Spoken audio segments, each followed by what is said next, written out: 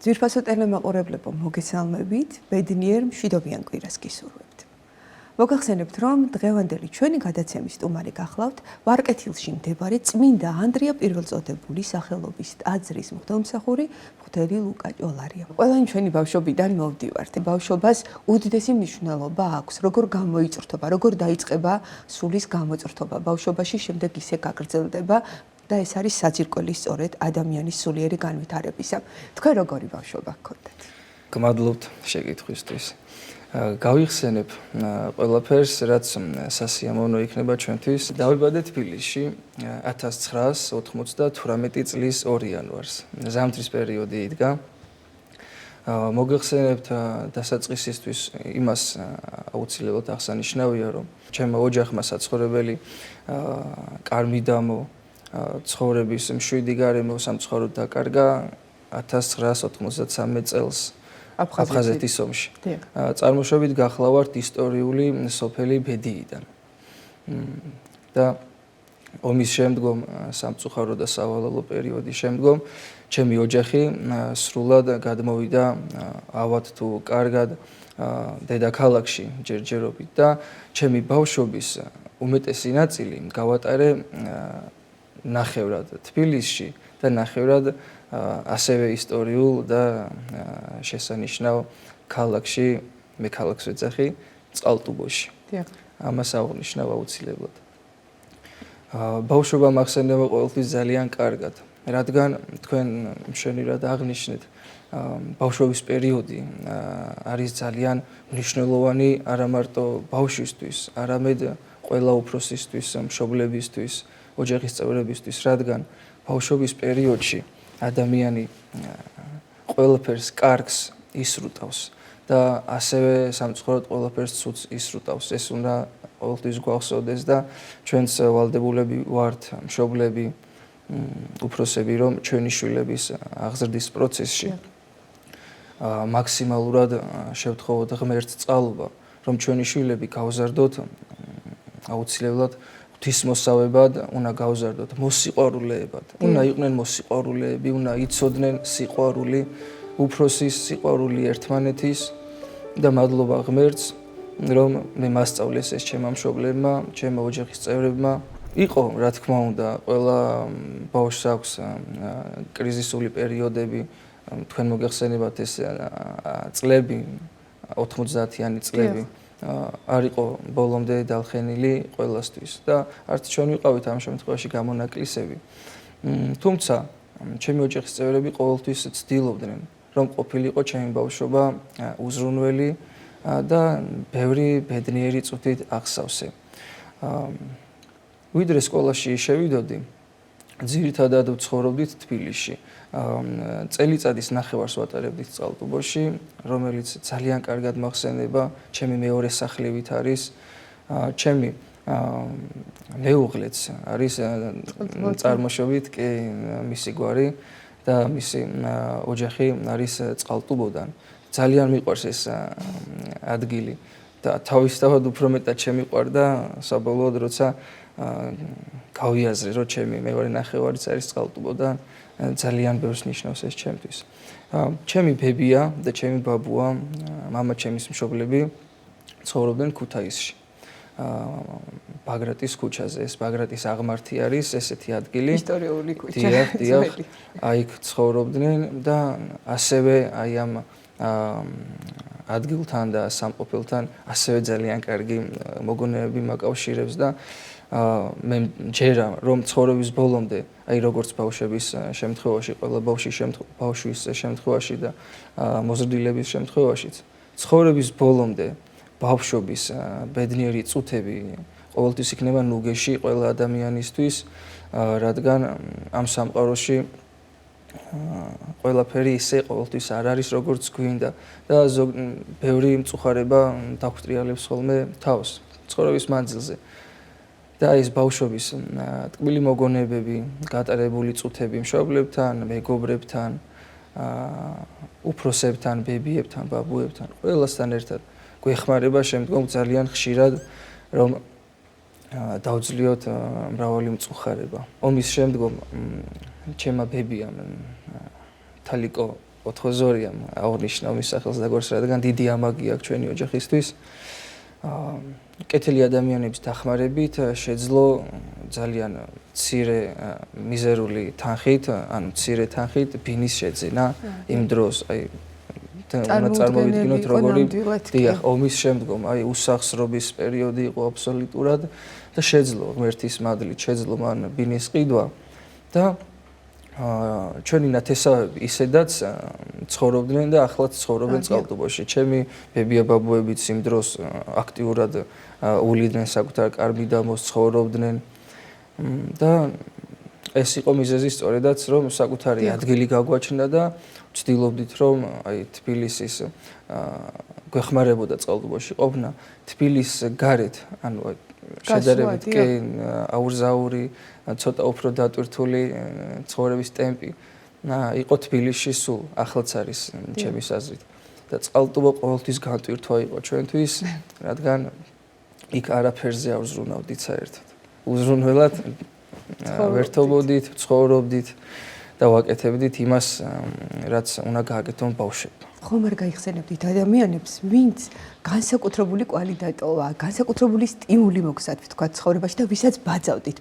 ძალიან რთულია ახლა ამაზე პასუხის გაცემა, იმიტომ რომ ამაზე ვფიქრობდი ყოველთვის და ჩემს ბავშვობის პერიოდში რატომღაც ვერ მოვძებნე ისეთი ადამიანი, ვისაც აი აქტიურად თვალ ყურს მივადევნებდი, მისგან მაგალითებს ავიღებდი. ყველასგან ვცდილობდი მაგალითის აღებას, აი აბსოლუტურად ყველასგან ის იქნებოდნენ ჩემი ძმები, დეიდაშვილები, ოჯახის წევრები, მეგობრები. მოგეხსენეთ ასევე, რომ ჩემი მშობლების და დეიდაჩემის ქალბატონ ელენეს წყალობით სიყრმიდანვე მაზიარებელი ვიყავი, ჩვენი ოჯახი აქტიურად იღებდა მონაწილეობას საიდუმლოებებში, საღმრთო საიდუმლოებებში, წირვაზე დავდიოდით, ვეზიარებოდით, აღსარებასაც ვამბობდით. და მიყვარდა ბავშვობიდანვე სასულიერო პირებზე დაკვირვება. ამან ძალიან დიდი ზეგავლენა იმოქმედა ჩემზე და ჩემი პირველი ზიარება მახსოვს ღვთივგანსვენებულ მამა სოგრად ჭულუხაძესთან, არქიმანდრიტთან. უკარგესი პიროვნება, მე მახსოვს როგორ გველაპარაკებოდა ხოლმე თავისი თბილი და აი ესეთი ნიშანდობლივი, აი 10 კაცში, 1000 კაცში რომ გამოარჩევ მამა სოგრატის ხმას, მეტყველებას. აი ესეთი ადამიანი იყო და მადლობ მე მას, ასევე მამა ბასილი, ახლაც მგონი იმ ტაძარში მსახურობს ისე. უფრო გამოვარჩევდი მართლაც გულწრფელად გეუბნებით, არა, იმიტომ რომ ახლა დღეს მე ახალგაზრდა ასაკში უკვე მღვდელი გახლავართ, არა, მართლა ვაკვირდებოდი სასულიერო პირებს, რადგან ჩართული ვიყავი აქტიურად საეკლესიო ცხოვრებაში. და ვაკვირდებოდი მათ ქცევებს, საუბარს, აი მამა სოგრატის საუბარს ყოველთვის ვაკვირდებოდი და ბევრი რამ მახსოვს, ბავშვი ვიყავი, ძალიან პატარა, 4-5 წლის, 6-ის. მახსოვს ბევრი რამ მის მიერ ჩემთვის ნათქვამი. სავარაუდოდ და ალბათ დასკვნის სახით ისევე ესენი იყვნენ ისევ სასულიერო პირები, ჩემთვის მისაბაძი ხალხი. რამდენად მორწმუნენი იყვნენ? მამაო, თქვენი მშობლები, თქვენ ბრძანეთ უკვე დეიდაზე, თუ გახსოვს თქვენი ნათლობა, თქვენი ნათლიები და შემდეგ უკვე პირველი გააზრებული ნაბიჯი ეკლესიაში. როდესაც ისე კი არა თვითონ, აი თქვენ თვითონვე გააზრებულად, გაცნობიერებულად რო აღსარება ჩავართ. დიახ, გმადლობთ. თავიდანვე აღნიშნე რომ საცხოვრებელი უკვე ბინა გაგვაჩნდა თბილისშიც და ზუსტად არამიაცის ყოფილ სავადმყოფოში, ასე რომ ვთქვათ, მაშინ საცხოვრებელი შენობა გახლდათ დიახ და იქ ცხოვრობდით და ტაძარიც ახლოს აღმოჩნდა ჩვენთან. ისიც ასევე წმინდა ანდრია პირველწოდებული სახელობის არის. მამა სოკრატის მიერ აშენებულია თუ არ ვცდები? კი, საოცარი ტაძარია, კარგი გარემოა. ჩემს ნათლიებს რაც შეეხება, მყავს ორი ნათლია, ქალბატონი ვიქტორია და ბატონი ჯამბული. ბატონი ჯამბული სულ უახლოესი პერიოდია, რაც გარდაიცვალა, ღმერთმა აცხოვნოს მისი სული. ქალბატონი ვიქტორიასთან აქტიური ურთიერთობა მაქვს, რა თქმა უნდა, ცხადია და ძალიან დიდი პატივისცემა მას ჩემგან, რადგან ძალიან დიდ ყურადღებას ავლენს ჩვენი ოჯახის მიმართ და ნამდვილად რა საქმეც დაავალა დედა ეკლესიამ ნათლიას, ასრულებს ეს ადამიანი და დიდი ვმადლობ მე მას ყოველივე ამისთვის. ჩემს ნათლობას რაც შეეხება, დაბადებიდან ძალიან მალე მოვინათლე რამდენიმე თვეში ძველი ბოგდან ხმელინსკის ქუჩა აღარ მახსოვს. ეხლა არის ღირსი მამა გაბრიელ სალოსის სახელობის ქუჩა არის ახლა. წმინდა დიდმოწამე ბარბარეს სახელობის ტაძარში მოვინათლე. მხოლოდ ერთი ფოტო მაქვს შემორჩენილი ჩემი ნათლობიდან და სამწუხაროდ თვეების, რა თქმა უნდა, თვეების ბავშვს ცხადი არაფერი არ იმახსოვრება. და ჩემს მშობლებთან მისაუბრია ჩემს ნათლობაზე, თუმცა დეტალურად არც მაგათ არ ახსოვთ. ის მოძღვარი გარდაცვლილი არის ახლა, სახელი და გვარი სამწუხაროდ არ ვიცი. ეს რაც შეეხება ჩემს ნათლობას, დაბადებიდან სულ რამდენიმე თვეში. პირველი გადადგმული, გააზრებულად გადადგმული ნაბიჯი დაახლოებით სკოლის პერიოდში იყო, მოგახსენებთ, მე დავამთავრე თბილისის ვაჟა-ფშაველას სახელობის 87 საჯარო სკოლა. ძალიან მიყვარს ეს სკოლა, ძალიან ბევრი კარგი მოგონება ასევე სკოლასთანაც მაკავშირებს და ჩემს სულიერ ცხოვრებაში სხვათა შორის სკოლის რამდენიმე პედაგოგს საკმაოდ წვლილი მიუძღვის და ამას აღნიშნავ ცოტა ხანში. აუცილებლად, ამაზე ცალკე ვისაუბრებთ აუცილებლად. სკოლის პერიოდს უკავშირდება დაახლოებით 11-12 წლის, როდესაც უკვე არამიანცის ეგრეთ წოდებული არამიანცის საცხოვრებლიდან გადავინაცვლით ვარკეთილში უკვე, სადაც ამჟამადაც ვცხოვრობ.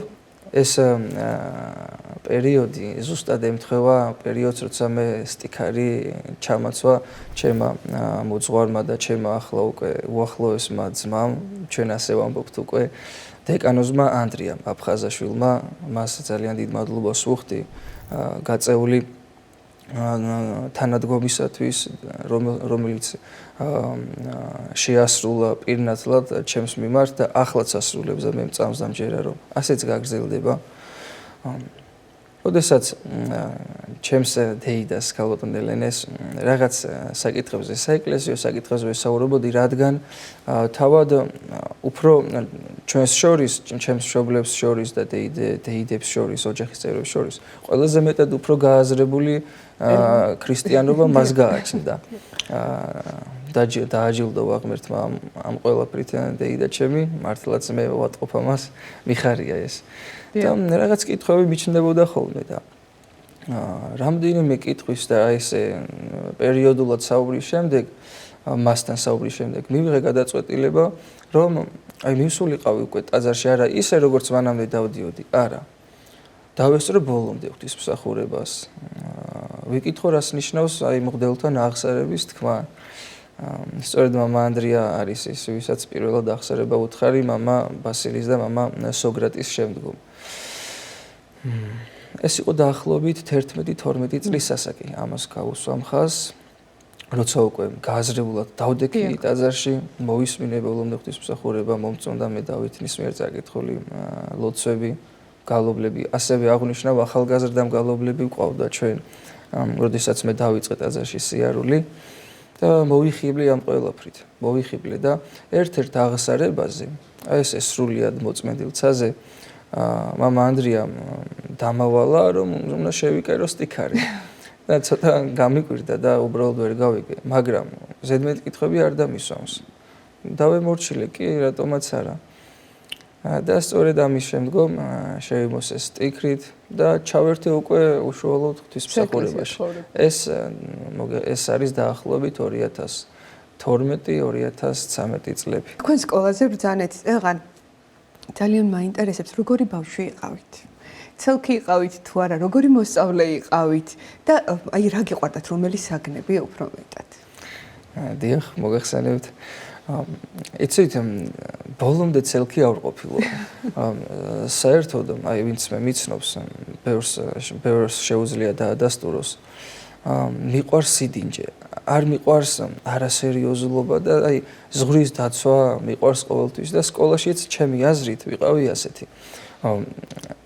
უსამართლობაზე ხმას ამოვიღებდი ცხადია, თუმცა ასე უმიზეზოდ ალბათ ვიღაცას არ გავაჩერებდი და დამცირებას არ დავუწყებდი, არა. გრძნობდი სიყვარულს თანაკლასელებისგან, ასევე პარალელური კლასელებისგანაც, ყველასგან, ვისთანაც ურთიერთობა მქონდა და პირველ რიგში რა თქმა უნდა მასწავლებლებისგან გრძნობდი სიყვარულს და ახლაც გრძნობ, ახლაც მაქვს ურთიერთობა მათთან.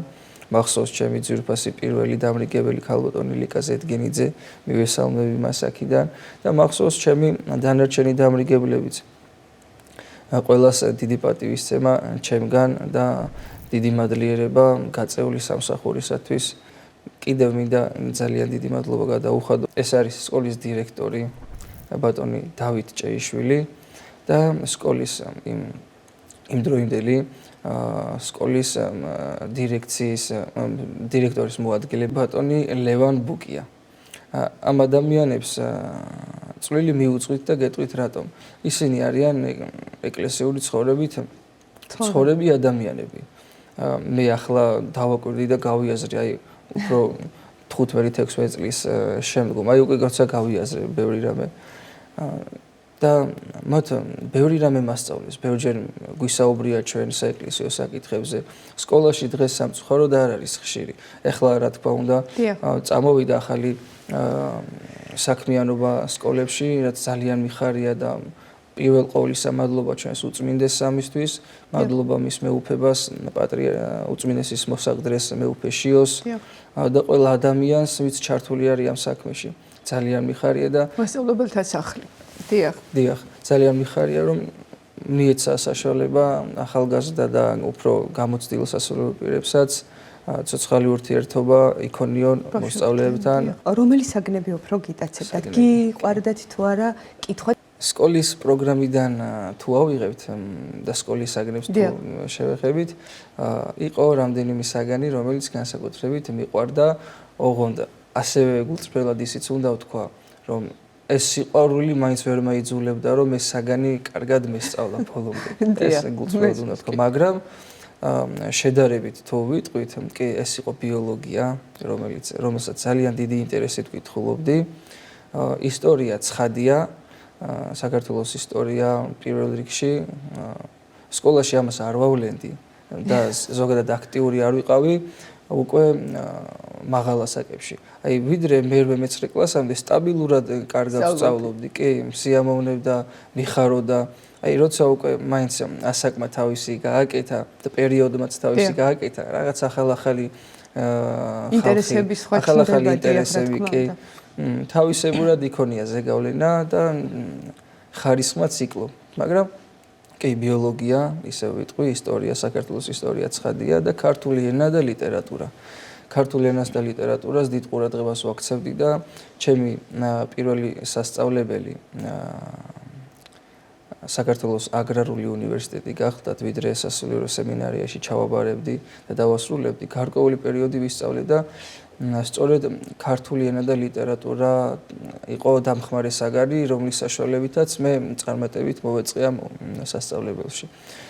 ასევე აღნიშნავ უმშვენიერეს ნაწარმოებს ჩვენი წმინდა მამის ილია მართლის კაცია ადამიანი, რომელიც ძალიან მიყვარს და როგორც კი სკოლაში პირველად მაშინ იყო პროგრამაში, დღეს უბრალოდ არ ვიცი, ვერ ვიტყვი, არის თუ არა აღარ მახსოვს მაპატიეთ, მაგრამ ჩემს დროს იყო. და აი ეს იყო პირველი ნაწარმოები, რომელმაც დიდი შთაბეჭდილება მოახდინა ჩემზე. აი ცოლქმრის პერსონაჟი ლუარსაბისა და დარეჯანის ძალიან ბევრ ასპექტს ადამიანებში უსვამს ხაზს. ბავშვობას აქვს უდიდესი მნიშვნელობა, რა თქმა უნდა და მე ძალიან მინდა ისაუბროთ თქვენს ოჯახზე. თქვენ როგორი მამა ბრძანდებით? პირველ რიგში ვიტყვი რომ ყავს ძალიან კარგი მეუღლე, ანი ჭითანავა და მყავს ორი უმშვენიერესი შვილი, 3 წლის დემეტრე და 1 წლის ლილე. თავიდანვე, როდესაც დემეტრე დაიბადა, მე და ჩემი ცოლი, მე და ჩემმა ცოლმა ვეცადეთ და ჩემი აზრით შედეგიც გვაქვს. ჩვენი სრული რესურსი ჩავდეთ ბავშვების სწორად აღზრდაში, იმიტომ რომ დასაწყისი პერიოდი, პირველი წლები დაბადებიდან ვიდრე აი 6-7 წლამდე კრიტიკული პერიოდი არის ბავშვისთვის, რა მხრივ ფსიქოლოგიურად, აი როგორ გარემოში იზრდება, რა მიდგომებით იზრდება. არის თუ არა ეს მიდგომები მოძველებული, არის თუ არა ცოტა თანამედროვე შერეული ამ მიდგომებში. ამას დიდი ყურადღება მივაქციეთ. და თავიდანვე და დღესაც ბოლომდე ვარ ჩართული ამას პირდაპირ ვიტყვი. აი შემიძლია მთელი დღის განმავლობაში ბავშვი მე მყავდეს ორივე ან თუნდაც მინიმუმ ერთი, მაგრამ ყველაფერი გავაკეთო ისე როგორც მე და ჩემაცოლმა, ხო დედამ და მე და ჩემაცოლმა გადავწყვიტეთ და შევათანხმეთ ერთმანეთთან. ბაღში ბავშვი დამყავს მე, გამომყავს მე. ჯერ სკოლის პერიოდი რა თქმა უნდა არ აქვს, მაგრამ დარწმუნებული ვარ ყველა ეტაპზე ბოლომდე ვიქნები ჩართული, იმიტომ რომ ჩემთვის ამას ძალიან დიდი მნიშვნელობა აქვს. მე რა თქმა უნდა მღვდლები ვარ და მღვდელს აქვს საკმაოდ ბევრი საქმე, თუმცა ამ ეტაპზე ძალიან გადატვირთული არ ვარ სამღვდელო მსახურებაში, ამიტომ მაქვს საშუალება რომ ბოლომდე გავაკეთო შვილებთან რაც გასაკეთებელია და უფალი მოწყალეა, იმედი მაქვს მომავალშიც ასე იქნება და მექნება ამის საშუალება. ბრძანეთ რომ თქვენ გქონდათ სხვა განათლების დაწყების მცდელობა, ასე რომ ვთქვათ. როდის მიიღეთ გადაწყვეტილება რომ სასულიერო გზასთან გმოდით, რა იყო ამის ბიძგი, რა მგიბიძგათ ამისკენ, ვთქვათ, როგორ შეიცვალეთ ეს პროფესია და როგორ შეხვდნენ ამას თქვენი ოჯახის წევრები? ისე უნდა დავუბრუნდეთ მაშინ პერიოდს, როცა ჩავიცვი სტიქარი. ამან თითქმის გადამწყვეტი მნიშვნელობა იქონია, როდესაც მე სტიქარი შევიმოსე და დავდექი ღვთისმსახურებაზე. სხვა თვალით შევხედე მე დავითნის მსახურებას, სხვა თვალით შევხედე მგალობლების გალობას და რა თქმა უნდა საკურთხეველში უკვე შეგრით მღვდლის მსახურებას და ბუნებრივად გამიჩნდა მოთხოვნილება, რომ ეს ყველაფერი მინდოდა რომ შემესწავლა და ღვთისწყალობით ისე რა თქმა უნდა ყველაფერი ღმერთის მოწყალებაა და მე დავითნეც ჩემი ძალიან კარგი მეგობარი გახდათ იმ დროს, ახლაც გვაქვს ურთიერთობა ჩვენ. მისი დახმარებით შევისწავლე დამწერლობა ნუსხა ხუცური. რაც მოგეხსენებათ გამოიყენება ღვთისმსახურებაში. ასევე შევისწავლე გალობაც, გალობდი კიდეც ერთობლივად, ანუ პარალელურად თან მე დავითნეობდი, როდესაც ამის საჭიროება იყო და როდესაც საჭირო იყო გალობდი კიდეც. გადამწყვეტი მნიშვნელობა იქონია ისევ ხაზს გაუსვამ სტიქრით შემოსვას და ჩემს მოძღვართან ამ საკითხებზე საუბარს. თუმცა მივიღე მაინც გადაწყვეტილება რატომღაც რომ ჯერ მინდოდა მესწავლა საერო სასწავლებელში, ასე რომ ვთქვათ. რადგან ვიფიქრე რომ ასე უკეთესი იქნებოდა. თუმცა რა თქმა უნდა ამავე დროს გადაწყვეტილი მქონდა რომ სემინარიაში სასულიერო სასწავლებელში აუცილებლად უნდა მესწავლა. როგორც კი დავასრულე სკოლა 2017 წელს 2017 წლის სასწავლო პერიოდი გახდათ. ჩავაბარე წარმატებით როგორც მოგახსენეთ საქართველოს აგრარულ უნივერსიტეტში, თუმცა რამდენიმე თვე ერთმა კურსმა გასტანა ეს. შინაგანად მოთხოვნილება გამიჩნდა და დისკომფორტი, მოუსვენრობა.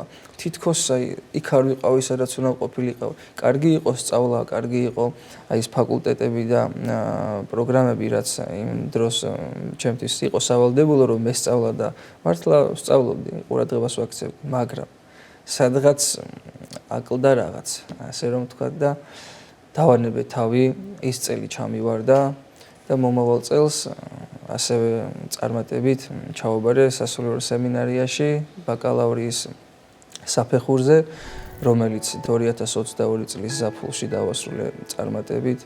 ასევე მინდა დიდი მადლობა გადაუხადო საქართველოს ეკლესიის პროტოპრესვიტერს მამა გიორგი ზვიადაძეს და ყველა პროფესორ მასწავლებლებს, რომლებმაც დიდი წვლილი შეიტანეს და რა თქმა უნდა შეაქვთ ახალგაზრდა და ყველა ასაკის ადამიანის ცხოვრებაში. დიდი მადლობა მინდა გადაუხადო რა თქმა უნდა მის უწმინდესობას, მისი ლოცვა-კურთხევით მისი ლოცვა-კურთხევით შემდგარმა კომისიამ, რომელსაც თავმჯდომარეობს მისი მეუფება საპატრიარქო ტახტის მოსაგდრე მეუფე შიო და ყველა მღვდელმთავარს და ყველა ადამიანს, ვინც ამ კომისიაში იმყოფება, კომისიის წევრია, მინდა მადლობა გადაუხადო, რომ დადებითად გადაწყვიტეს ჩემი ხელდასხმა. ეს მოხდა 2022 წლის ზაფხულში, ასევე როგორც კი დავასრულე სასწავლებელი. მოხდა დიაკვნად ხელდასხმა. ეს იყო 7 აგვისტო, ზაფხული, 2 წელს გასტანა ჩემმა დიაკვნობამ და ასევე მომდევნო კომისიის გადაწყვეტილებით, ასევე დადებითი გადაწყვეტილება მიიღო მომდევნო კომისიამაც 2024 წლის 21 აპრილს დამასხეს ხელი ბოლნისში მეუფე ეფრემმა დამასხა ხელი. დიდი მადლობა მას, ასევე მეუფე ანდრიას დიდი მადლობა, მან დიაკვნად დამასხა ხელი. და საერთო ჯამში ისევ დიდი მადლობა და დიდი მადლიერება ჩვენს უფალს იესო ქრისტეს, მისი მოწყალება, ის რომ დღეს ჩვენ ვაკეთებთ იმას, რაც გვინდა და რაც თვლით რომ სარგებელს მოუტანს როგორც სხვას, ისევე ჩვენს თავსაც. თქვენ შედიხართ სკოლებში, როგორც ბრძანეთ, არა მარტო თქვენ, არამედ რამდენიმე უკვე ათეულობით სასულიერო პირია, ვისაც ახალგაზრდებთან აქვს ურთიერთობა. ამ ვითარებაში, როდესაც თითქოს, მოდით თქვათ ვაღიაროთ, რომ თითქოს ნაკლები ახალგაზრდა დადის ტაძარში. მაშინ, როდესაც 10 წლის წინ სავსე იყო ტაძრები ახალგაზრდებით. რაღაცნაირად თითქოს ახარო უყურებ ამ გადმოსახედიდან ნაკლები ახალგაზრდა.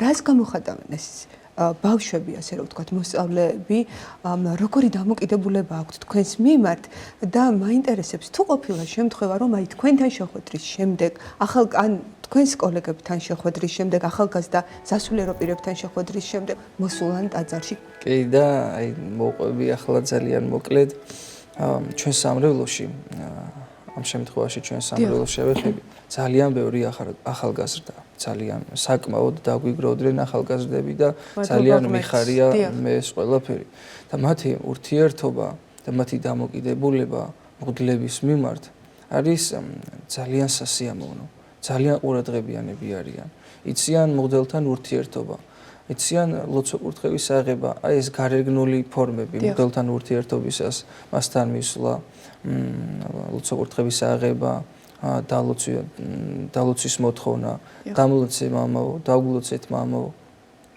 და ასევე ფრაზები, რაც აი ზოგადად მღვდელთან ურთიერთობის დროს გამოიყენება. ძალიან კარგად იციან და მე ეს მიხარია. და რა თქმა უნდა, ყველას უხარია. და ახალგაზრდებიდან გამოვყოფდი ჩვენი ტაძრის მედავითნეებს, ასევე სტიქაროსნებს, 3-4 ბიჭი არის, ესენი არიან ჩემი მეზობლები. და როდესაც დაინახეს ამ ბავშვებმა, რომ მე გავხდი სასულიერო პირი, ჯერ კიდევ დიაკონობის დროს, მათში აღიძრა ძალიან დიდი სურვილი, რომ ასევე ჩართულიყვნენ საეკლესიო ცხოვრებაში, რადგან მე უყურებდი მათ ისინი ეზოში ფეხბურთს თამაშობენ, ერთობიან ერთმანეთთან და ძალიან დიდი დრო დაუთმე მათთან ამ საეკლესიო საკითხებზე საუბარს. ვესაუბრებოდი თითქმის ყოველ დღე, რა თქმა უნდა, ახლაც ვესაუბრებით ხოლმე. და ამან ძალიან დიდი შედეგი გამოიღო და აი ჩემთან საუბრის შემდგომ, აი ამ საკითხებზე ზოგადად საუბრის შემდგომ გახდნენ სტიქაროსნები და ახლა არიან თავარი მედავითნები ჩვენს ტაძარში. და მე ეს ძალიან მიხარია და მათში არის ასევე სურვილი, რომ მომავალში გახდნენ სასულიერო პირები და ღმერთის მოწყალებით ჩვენ სრულიად ვუდგავართ გვერდში სამღვდელოება, ჩვენი ტაძრის სამღვდელოება, რომ კეთილად შესრულდეს მათი ეს სურვილი, რადგან პოტენციალს ნამდვილად ხედავ მათში.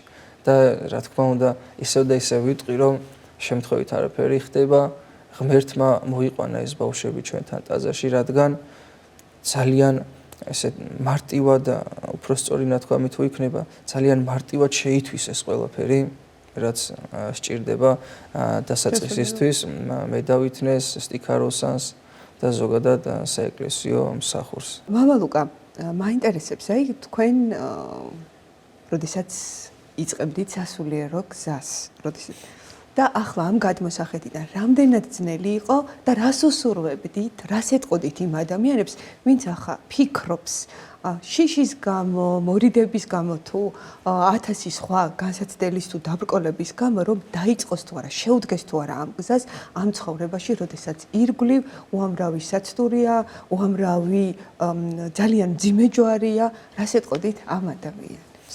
გავიხსენებ ძალიან მნიშვნელოვან მომენტს ახარებიდან, როდესაც პეტრე მოციქულმა მიიღო გადაწყვეტილება მაცხოვრის ჯვარცმამდე ცოტა ხნით ადრე, რომ საკუთარი ძალებით და საკუთარი რესურსებით სიკვდილამდე გაყვებოდა მაცხოვარს.